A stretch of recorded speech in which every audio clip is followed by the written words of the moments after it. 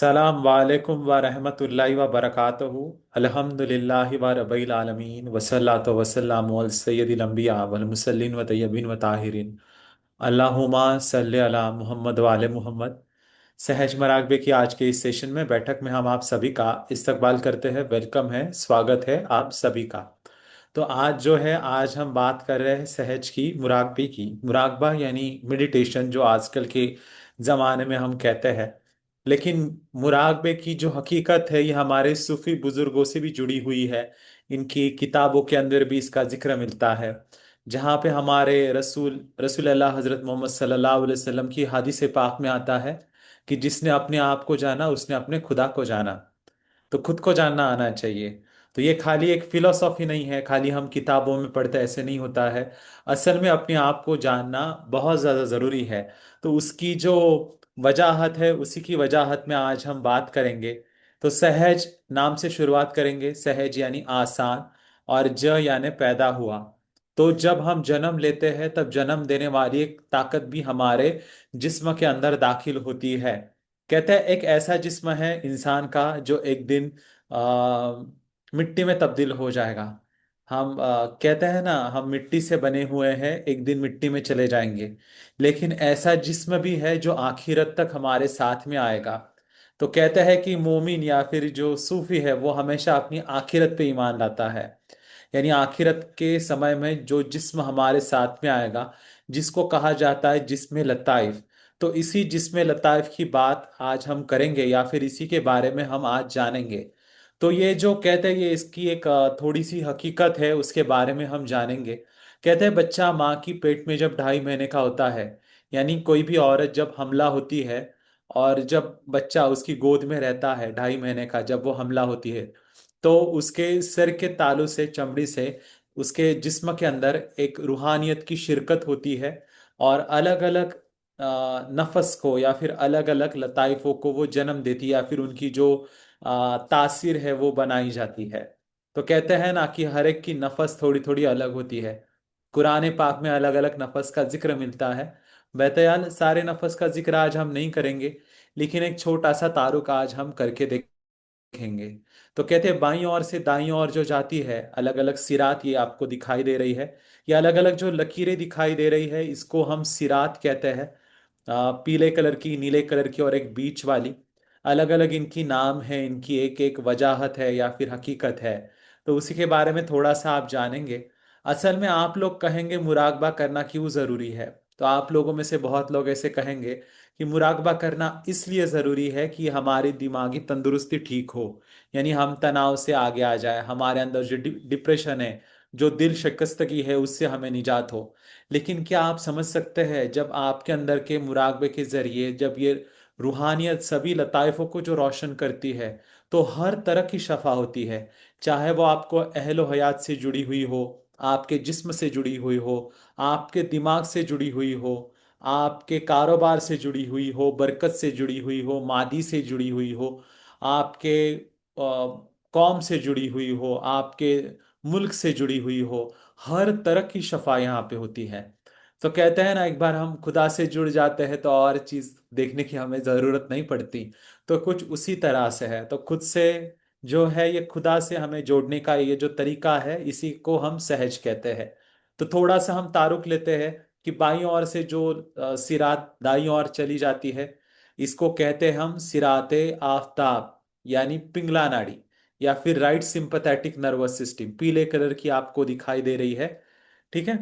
तो ये जो पीले कलर की जो सिरात हमारे अंदर बनती है, इसको सिरात आफताब, अशब यमीन भी कहेंगे। और ये जो है हमारे अंदर के ईगो को दिखाती है, आगे आने वाले कल को दिखाती है। जो मुस्तकबिल के बारे में जब इंसान सोचता है, तो उसी को ये दिखाती है। हमारी जितनी भी जिस्मानी हरकतें होती है, फिजिकल एक्टिविटी होती है, उसको ये चलाती है। असल में कहते हैं कि इंसान का जो दिमाग है ना, ये एक नहीं बना हुआ है, इसके दो हिस्से हैं। एक हिस्से में हमारी पूरी जो एक्टिविटीज है, हमारी जिस्मानी जितने भी तरीके हैं, फिजिकल एक्टिविटीज, उसको संभाला जाता है। और एक हिस्सा ऐसा है जो हमारे अंदर के इमोशंस को दिखाता है। तो इंसानी जिस्म का जो लेफ्ट हैंड साइड का जो हिस्सा है, और जिस्म के राइट हैंड साइड का जो हिस्सा है, ये हमारे अंदर के सिराते आफताब को दिखाता है, जो हमारे अंदर के गर्म तासीर को दिखाता है। जब हम मुस्तकबिल के बारे में ज्यादा सोचेंगे, आगे के बारे में ज्यादा सोचते हैं, तनाव लेते हैं, हमारी गर्म तासीर जब होती है, हम भविष्य के बारे में ज्यादा सोचते हैं, फ्यूचर के बारे में, दूसरों को तनाव देते हैं। किसी किसी की तासीर गर्म होती है ना, जिस तरह से, जैसे आप सभी लोग काम करते हैं तो कुछ ऐसे भी लोग होते हैं ना जो अपना काम दूसरों को देते हैं और उनको ऑप्रेस करते हैं या फिर उनको दबाने की कोशिश करते हैं। तो ये हमारे अंदर की जो अना है, मुस्तकबिल है, आगे आने वाली सोच है, तो इसी को ये दिखाती है। इसको कहा जाता है मलाकाते रदिया, हमारे सूफी अल्फाजों के अंदर, या फिर हमारे जो अमलियात का जानने वाले थे इसको कहते हैं मलाकात रदिया, जो हमारे सिरात आफताब को दिखाती है फ्यूचर के बारे में।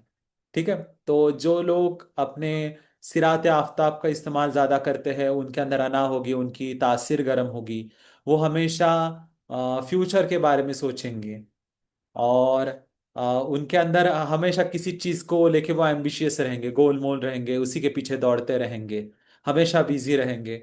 तनाव को ये दिखाती है। ठीक है। दूसरी आती है जिसको हम कहते हैं लेफ्ट चैनल, सिरात महताब। शायद सिरात महताब जो है, ये नीले कलर की आपको दिखाई दे रही है, जो हमारे जिस्म के अंदर बनी हुई नीले कलर की ये जो सिरात है, इसको कहते हैं सिरात महताब या फिर अशबे शिमाल।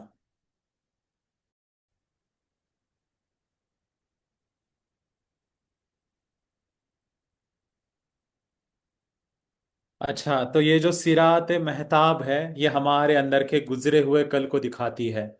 जब हम कभी भी अपने गुजरे हुए कल को, माजी को याद करते हैं, बहुत ज्यादा माजी के बारे में सोचते हैं, पास्ट के बारे में सोचते हैं, इमोशनली जब डिस्टर्ब रहते हैं, या फिर हमारे इमोशन से, जोश जज्बातों से जुड़ा हुआ अगर कोई सिरात है या फिर कोई तासीर है, तो वो है हमारे अंदर बनी हुई सिराते महताब की तासीर। वो होता है ना, बहुत सारे लोग ऐसे भी होते हैं जो हमेशा कुछ ना कुछ तनाव लेंगे। तो अगर हमारे अंदर बना हुआ अगर कोई तनाव है गुजरे हुए कल को सोचने के लिए, तो वो है हमारे अंदर के बना हुआ ये लेफ्ट चैनल, सिरात महताब, गुजरा हुआ कल, माजी, हमारे अंदर के जोश जज्बात। तो ऐसा इंसान जो माजी के बारे में सोचता है या फिर सिरात महताब के तासीर वाला होगा, तो वो कैसे होगा? तो ऐसा होगा कि जिसके अंदर वो हमेशा दिल शिकस्तगी में रहेगा, माजी में रहेगा, गुजरे हुए कल के बारे में सोचेगा। तो ऐसी जो तासीर है, जो हमारे अंदर के इमोशंस को दिखाती है, तनाव लेने की आदत को दिखाती है, उसको कहते हैं सिरात महताब वाली, या फिर हमारे अमलियात के सूफी जो बुजुर्ग हो गए, इसको कहते थे आज मलाकात मजमूम। तो ये दो तरह की सिरात हो गई जो हमेशा तनाव देती है, तनाव लेती है। एक है जो बीच वाली जो है, जिसको हम कहते हैं सिरतल मुस्तकीम। जी, आपने सही सुना। जिसका जिक्र बहुत बार हमारे जो किताब मुकद्दस में आता है कि आपको सीधे रास्ते पे चलना है। मेडिकल साइंस में इसको पैरासिम्पथेटिक नर्वस सिस्टम कहा जाता है। अगर आप लोग नमाज अता करते तो देखा होगा कि, अच्छा करते ही होगे, लेकिन आपने देखा होगा कि ज्यादातर जो आयाम होता है ये हमारे रीढ़ की हड्डी का ही होता है।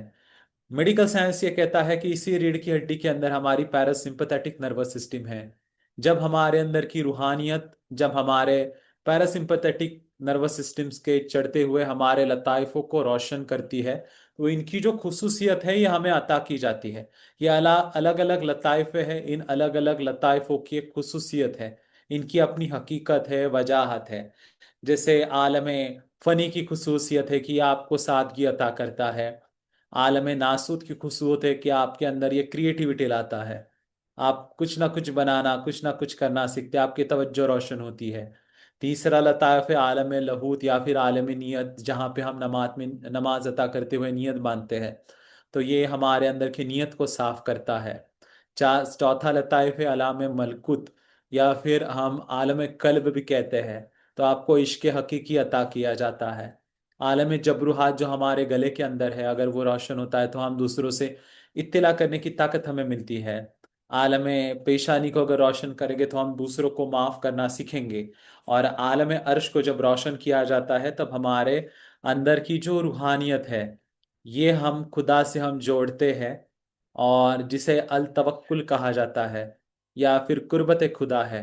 वो यहाँ पे हमें अता की जाती है। तो अगर कोई भी बीमारी हो तो वो भी शफा हो जाती है, यहाँ तक काफ़ी हद तक वो उससे मदद होती है।